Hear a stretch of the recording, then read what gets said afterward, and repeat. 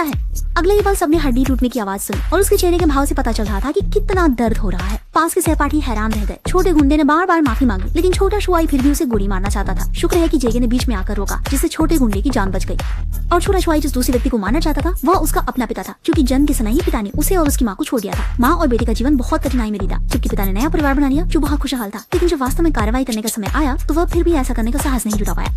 वापसी के रास्ते में छोटा शुआई जितना सोचता उतना ही परेशान होता गया और तभी पड़ोसी के घर से हंसी खुशी की आवाजें आने लगी। छोटा शुआई तुरंत अंदर घुस गया और बिना कुछ कहे दूसरों के खुशहाल परिवार के 3 लोगों को मार डाला। अगले दिन यह खबर में आ गया। जेगे ने उससे पूछा, क्या लोगों को तुमने मारा?